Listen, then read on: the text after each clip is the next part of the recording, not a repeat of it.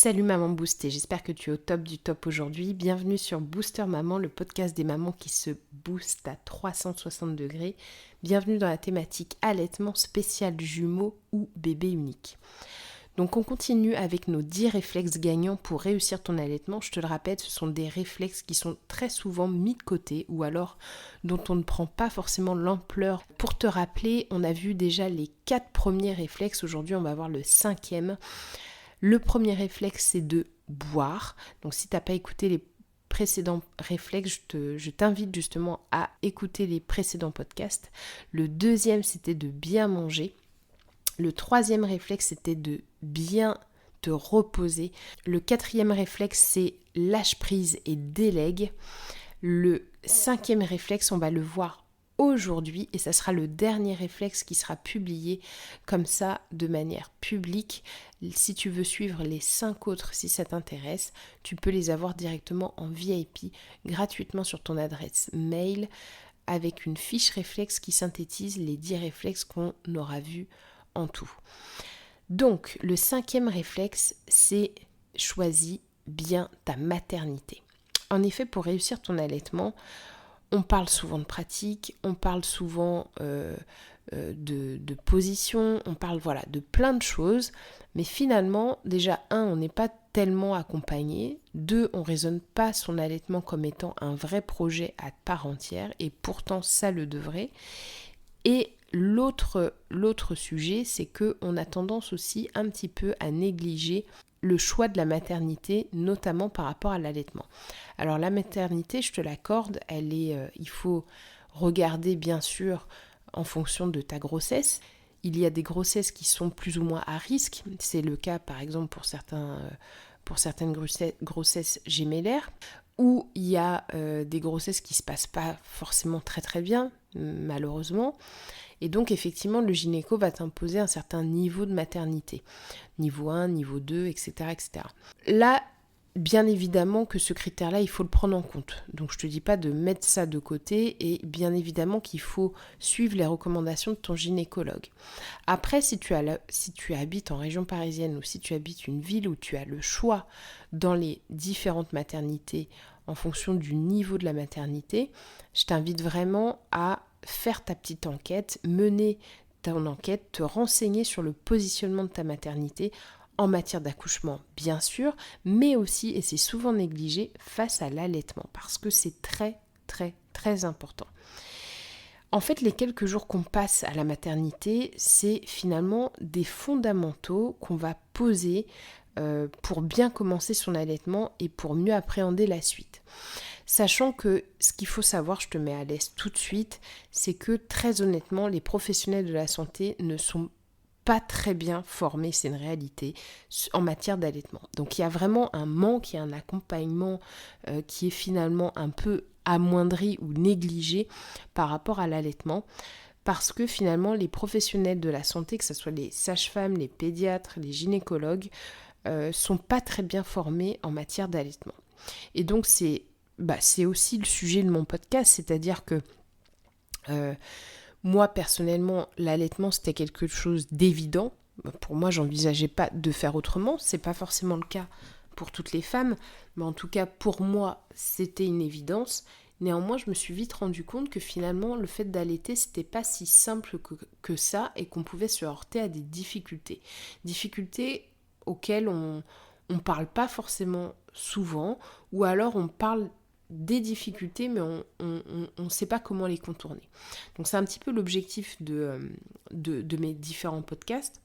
Et donc si on revient à nos moutons, en ce qui concerne la maternité, si tu écoutes ce podcast, c'est que tu as sans doute décidé d'allaiter. En tout cas, tu es déjà enclin à vouloir te projeter dans un projet d'allaitement.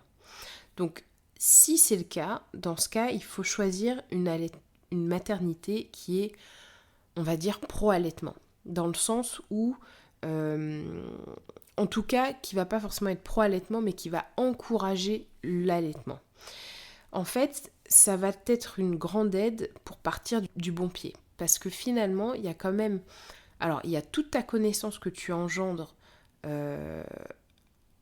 avant d'aller en maternité. Donc, il y a plein de choses, hein. il y a le fait déjà de s'intéresser au sujet, le fait de participer aux préparations de grossesse. Donc il y a un focus sur l'allaitement en général, mais très, très honnêtement qui est, je trouve, un petit peu trop rapide. Et donc si tu te contentes de ça, alors je dis pas que tu peux pas réussir, hein, mais je trouve que tu n'as pas suffisamment tous les outils à ta disposition pour savoir à quoi tu peux te confronter et ce que ça veut dire vraiment d'allaiter et finalement quelle est vraiment la théorie à avoir en tête et les connaissances à avoir en tête pour pouvoir, je dirais, aller vers un allaitement qui va être exclusif sur plusieurs mois. Donc si c'est ton envie, il faut vraiment te documenter. Donc moi personnellement, je me suis énormément documentée pour... Alors déjà qui je suis pour te parler d'allaitement. Alors je ne suis pas une sage-femme, je ne suis pas une pédiatre, je ne suis pas une médecin. Enfin un médecin, je ne suis pas du tout dans le domaine de la santé. Moi je suis plutôt dans la gestion de carrière, donc ça n'a rien à voir. On en reparlera, je pense, par la suite sur ces podcasts. Mais là aujourd'hui j'ai envie de me focaliser particulièrement sur la thématique de l'allaitement parce que ça me tient à cœur et parce que j'ai aussi des filles et que j'aimerais leur laisser une trace par rapport à ça. Voilà, bon, je t'en dirai plus par la suite, mais c'est vrai que moi, malheureusement, j'ai été une petite fille allaitée, un bébé allaité. Je sais que ça a été positif. J'ai une maman qui a pris énormément de plaisir à le faire. Malheureusement, elle a disparu de cette terre. Malheureusement, c'est des drames hein, de la vie. Je l'ai perdue quand j'étais enceinte de mon premier fils. Et donc, effectivement, là, j'ai pas pu lui demander tous les conseils que j'aurais bien aimé avoir. Et je sais qu'elle m'aurait épaulée. Et donc, c'est là que je me suis mis à rechercher énormément d'infos pour ne pas rater mon allaitement. Parce que je voyais autour de moi certaines copines, voilà, comme tout le monde, hein, on est trentenaire, donc une première amie, une deuxième amie, et j'en avais quelques-unes comme ça où j'avais des retours qui étaient un peu moyens ou des échecs. Et je comprenais pas en fait, parce que pour moi l'allaitement c'était quelque chose de normal, quelque chose de naturel, quelque chose de d'inné. Alors c'est là où je faisais une erreur, l'allaitement c'est pas inné, l'allaitement en fait ça s'apprend. Et donc du coup, je veux te sensibiliser sur la maternité parce que ça semble encore une fois, et c'est l'objectif de ces réflexes, hein, c'est un réflexe qui en apparence a l'air anodin. On attache beaucoup plus d'importance au choix de la maternité pour la grossesse. Alors c'est pas une erreur, c'est ce qu'il faut faire bien évidemment pour vivre l'accouchement qu'on a envie, être en phase avec le niveau de prise en charge lié au risque de sa grossesse. Enfin voilà, il y a plein de choses effectivement à prendre en charge. Mais sur la question de l'allaitement, personne ne se pose la question. Enfin, en tout cas, c'est assez rare qu'on se pose la question. Et moi, je me suis rendu compte à travers mes 2 grossesses, parce que moi, je suis maman, effectivement, donc tu l'as compris, d'un premier fils que j'ai allaité 6 mois exclusivement, puis ensuite 10 mois en allaitement mixte. Et ensuite, j'ai eu une deuxième grossesse qui a été une surprise, une double surprise, puisque du coup j'ai eu des jumelles. Il était hors de question pour moi que je n'allaite pas mes filles alors que j'avais allaité mon fils. Et donc je me suis mis bille en tête, je me suis focalisée de réussir mon allaitement de jumeaux voilà, parce que c'est ce que je voulais en fait. Et c'est vrai que je te cache pas que j'ai été confrontée, mais même pour mon fils, à des difficultés, encore plus avec mes filles. Pourtant, j'avais déjà la première expérience de mon allaitement, mais disons que là, on ne croyait pas en moi. C'est-à-dire que le personnel de la santé disait, voilà, c'est pas possible. On m'a quand même dit, je te dis juste après, je referme la parenthèse, que, mais vous savez, madame, avoir des jumeaux, c'est pas naturel. Ok, mais pourtant je les ai eus naturellement mes enfants, donc à un moment donné, comment on fait alors? Comment on fait pour les nourrir si c'est pas naturel? Si la nature a bien permis que je les ai, c'est qu'a priori, normalement, je devrais pouvoir réussir à les nourrir. Mais bon, c'est un autre débat. Donc je referme la parenthèse, et donc le choix de la maternité, c'est pour moi quelque chose vraiment d'important. C'est pas le plus important parce que pour moi le plus important c'est toute la connaissance et l'information que tu vas engendrer, le fait de t'intéresser au sujet, de te former finalement aussi quelque part sur le sujet, c'est quelque chose vraiment d'ultra important et de puissant pour la réussite de ton allaitement. Si on parle d'action, moi ce que je te conseille pour bien choisir ta maternité, c'est déjà de cibler le niveau de maternité. Tu sais, au niveau des hôpitaux, les maternités, elles sont classées par niveau. Tu peux voir déjà ça avec ton gynéco pour savoir dans quel type de maternité tu dois accoucher en termes de niveau. Une fois que ça c'est plié, tu vas faire ta petite recherche au niveau des différentes maternités ou en tout cas suivre potentiellement aussi les conseils. Une fois que tu as une liste où tu sais globalement dans quelle maternité tu vas accoucher, moi, personnellement, pour le premier, je voulais accoucher dans une maternité, je ne sais pas si tu connais la maternité des Bleuets. C'est une maternité qui m'a énormément séduit parce que j'ai eu une collègue qui était très naturelle, etc., qui avait accouché là-bas et pour qui, franchement, elle m'a expliqué la prise en charge et ça s'est vraiment très bien passé. Et je voulais accoucher là-bas. Malheureusement, j'ai pas pu parce que, en fait, c'est limite... on est à 1 mois de grossesse, voire 1 semaine de grossesse, il faut déjà s'inscrire. Donc, c'est une maternité qui est sur Paris, je sais pas où tu m'écoutes, mais voilà, elle est quand même assez réputée. Elle a une très bonne réputation, notamment sur la gestion naturelle, sur une approche naturelle des choses, aussi bien pour l'accouchement. Et du coup, forcément, elle est pro-allaitement, elle encourage énormément au niveau de l'allaitement. Donc il a fallu retomber sur ses pieds et voilà, j'ai choisi d'accoucher dans une maternité privée et finalement ça s'est pas super bien passé. Pourtant j'avais eu des bons retours, mais au final c'est un peu comme ce que m'avait dit une sage-femme, ça dépend aussi sur quelle équipe on tombe et c'est pour ça que finalement même les maternités qui ont bonne réputation, en fonction de l'équipe sur laquelle tu peux tomber, tu vas pas forcément avoir toujours un avis positif. Donc l'idée, moi j'ai pas super bien, j'ai été un peu déçue de ma maternité, la première maternité, c'est pour ça que la deuxième du coup, j'ai un peu plus bordé le truc et c'est pour ça que je te parle de ça aujourd'hui. Pourtant voilà, c'était soi-disant une maternité privée. Bon, j'ai pas forcément envie de te donner le nom parce que c'est pas la peine de leur faire mauvaise réputation. Bon, en même temps, tu me diras, elle est fermée aujourd'hui.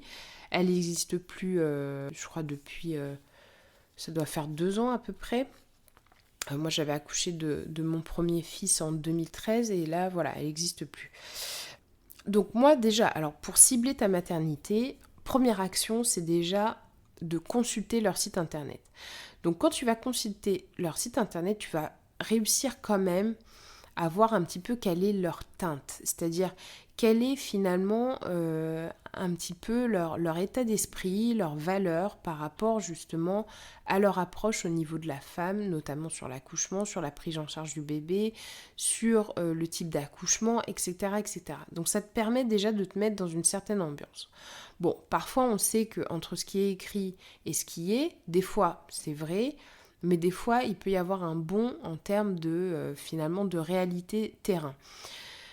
Donc moi, le deuxième point, ce que je t'invite à faire, c'est aussi de parler de cette maternité autour de toi, pour savoir un petit peu comment ça s'est passé, regarde un petit peu sur internet, des fois les gens parlent de leur maternité, voir un petit peu comment... Alors t'arrêtes pas un seul avis, parce que encore une fois, ça dépend sur l'équipe, dans quelle équipe on tombe.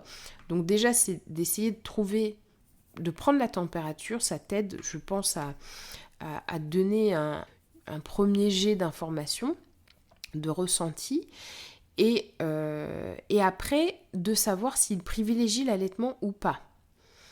Donc moi, en fait, dans ma première maternité, je dirais pas qu'ils privilégiaient l'allaitement, je dirais qu'il y a certaines sages-femmes qui m'ont aidée et d'autres qui poussaient énormément à la consommation du bibi. Donc ça, je vais t'en parler, c'est des pièges dans lesquels il faut éviter de tomber ou alors tomber en connaissance de cause pour ne pas tomber dans le piège du bébé qui est biberonné de manière à outrance et qui peut flinguer concrètement ton allaitement.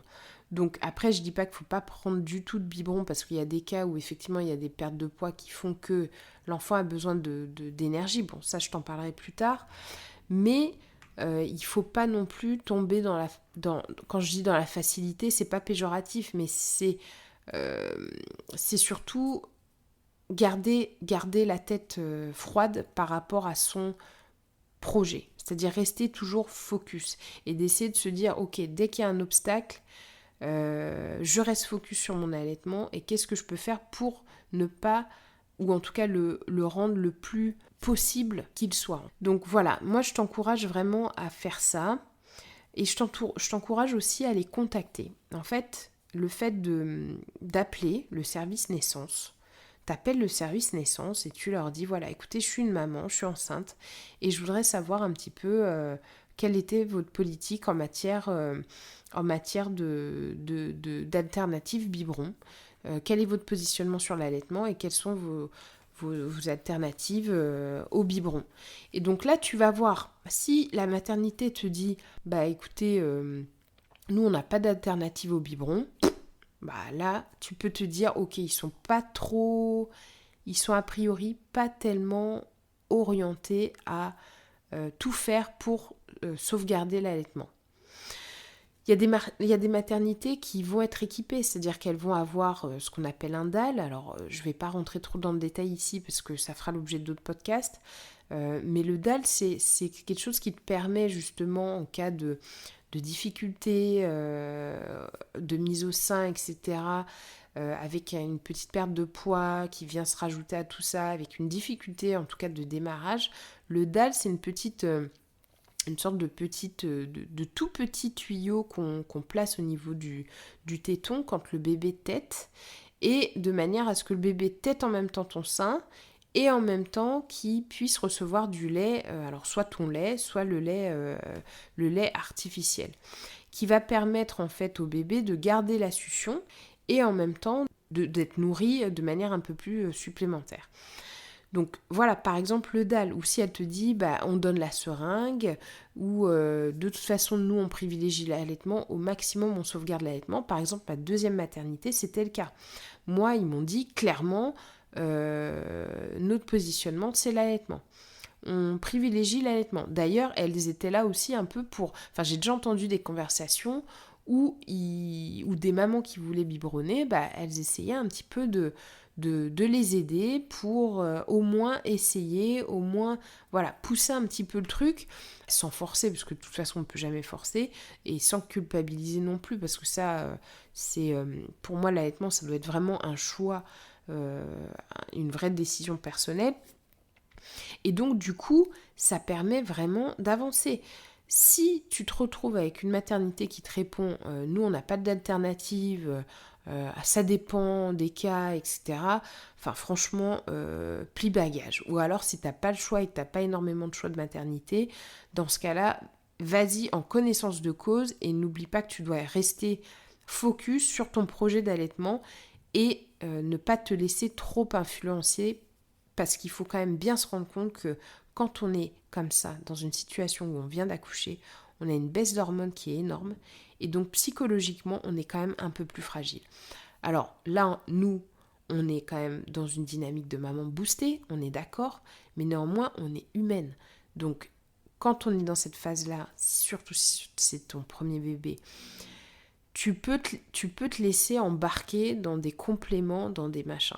Suis toujours ton intuition. Donc ça, pareil pour la maternité, je te conseille vraiment de suivre ton intuition. Est-ce que le personnel te semble... Enfin, est-ce que tu as eu un bon feeling? Est-ce que la sage-femme qui fait les préparations, tu le sens bien? Moi, très honnêtement, j'ai changé de maternité en cours de route pour mes deuxièmes filles.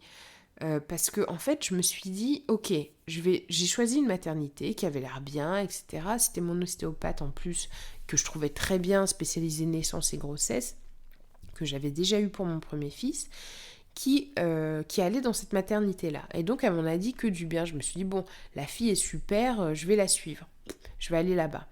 Et finalement j'ai commencé mon suivi là-bas et très franchement j'ai pas aimé. J'ai pas aimé, la première fois je relativisais, deuxième fois mon mari commençait à critiquer 2-3 trucs, et moi je me disais ouais mais bon, voilà. Troisième fois j'ai fait non, ça me va pas, j'aimais pas la prise en charge, à chaque fois que je me pointais c'était toujours un gynéco différent, enfin voilà, j'ai pas aimé le côté, pour moi c'était pas... il n'y avait pas ce côté un peu individualisé. J'avais l'impression que c'était trop grand, trop une sorte d'usine, et j'aimais pas ça en fait. Donc après, si t'as pas le choix et que t'es obligé d'accoucher là-dedans, ben c'est pas grave, mais dans ce cas, inspire-toi, écoute des podcasts comme le mien, lis des bouquins, va sur les forums, enfin, inspire-toi de mamans ou de copines qui ont réussi leur allaitement pour te dire que pour toi, ça peut aussi être possible. Mais moi, très honnêtement, j'ai pas eu un super feeling et du coup, j'ai changé en cours de route. Alors, heureusement, j'étais pas très avancée en termes de grossesse, mais j'ai quand même eu le temps de faire, je crois, 3 rendez-vous. Donc, dont des rendez-vous d'urgence du coup. Donc, c'était pas trop espacé. Et c'est là que je me suis rendu compte que non, quoi. Je voulais pas me retrouver avec le jour de l'accouchement, un gynéco qui était pas au courant de qui j'étais, qui en termes de dossier avait pas forcément trop suivi le truc et que ça passait de collègue en collègue. Les préparations, ça arrivait 10 ans après. Il n'y avait pas trop de visibilité. Enfin voilà, je ne l'ai pas senti et j'ai préféré changer. Ça ne veut pas dire que c'était pas bien ou que finalement, peut-être que ça aurait été bien. Mais en tout cas, mon instinct me disait autrement. Donc je pense que j'ai bien fait de ne pas persévérer. Et quand c'est comme ça, quand tu essaies comme ça de relativiser ou que tu es là, tu sens que c'est pas le bon chemin, il faut écouter ton intuition. D'accord ? Ou alors si tu n'écoutes pas ton intuition parce que tu n'as pas le choix, parce que voilà, j'imagine qu'après en province, il n'y a peut-être pas autant de choix que sur Paris en termes de maternité. Donc du coup, si c'est le cas, il faut vraiment y aller en connaissance de cause et il faut vraiment te blinder. Par contre, à contrario, même si tu sens bien ta maternité, ça ne veut pas dire qu'il ne faut pas te documenter et te blinder justement d'informations. Donc déjà, ça, tu peux leur demander. Franchement, c'est la question, à mon sens, qui va tout définir, le style de maternité. Est-ce qu'il y a des alternatives au biberon ? Voilà. Est-ce que la maternité se positionne plutôt pro-allaitement ? Est-ce que c'est un libre choix ? Comment vous vous situez ? Et du coup, par rapport à ce qu'ils vont te dire, tu vas le ressentir. Parce que moi, tout de suite, je l'ai ressenti à ma deuxième maternité pour mes filles. Tout de suite, c'était, voilà, allaitement, ils en parlaient, enfin voilà. Néanmoins, c'est pas pour ça que pour mes jumelles, finalement, j'ai été ultra soutenue. J'ai été soutenue par certaines sages-femmes, mais il y en a d'autres qui y croyaient pas. Pour elles, en fait, allaiter de bébé, c'était pas possible. C'est un peu la croyance intellectuelle, on va dire. Bon. J'ai d'ailleurs fait un article là-dessus, si ça t'intéresse et que t'es maman de jumeaux ou future maman de jumeaux, j'ai fait un article comme ça, croire que c'est possible, mais j'en parle aussi dans les réflexes, si ça t'intéresse, tu pourras télécharger la fiche. Ok, donc là on a vu effectivement l'action qui était de se renseigner et le coup de pouce qui était de garder en tête ton objectif, allaitement, si jamais tu accouchais dans une maternité qui n'était pas forcément pro-allaitement, mais quand bien même elle soit pro-allaitement, ne pas perdre de vue ton objectif et ne pas te laisser influencer ou imposer des choses qui n'iraient pas dans tes projets, tout en sauvegardant bien sûr le bien-être du bébé. Ça ne veut pas dire qu'il faut s'obstiner si on te dit voilà, le bébé il a perdu trop de poids, etc., il a plus de force, enfin voilà, bien évidemment qu'il faut le complémenter, mais je veux dire, des fois le complément est trop facile. Et donc il y a certaines maternités qui ont le complément facile, c'était le cas de ma première maternité, et honnêtement, heureusement, elle ne le savait pas, mais j'ai pas forcément tout suivi, tout ce qu'elle m'avait dit en termes de dose, et je pense que j'ai bien fait, sinon mes montées de lait, elles seraient jamais venues. Ou en tout cas, ça aurait fortement perturbé ma mission à l'allaitement. Donc voilà, écoute, j'espère que ça t'a apporté du plus. Ces 5 réflexes gagnants.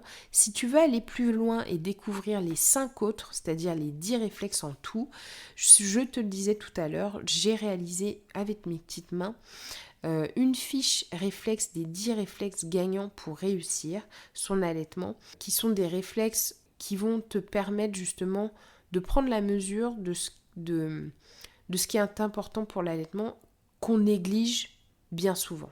Voilà, donc là l'objectif des réflexes c'est vraiment ça. On va pas parler pratique, on va pas parler position, on va vraiment te donner des réflexes qu'il faut toujours avoir en tête. En fait, le réflexe, c'est ça, c'est le réflexe, tu te poses pas la question, ça claque, tu l'as en tête.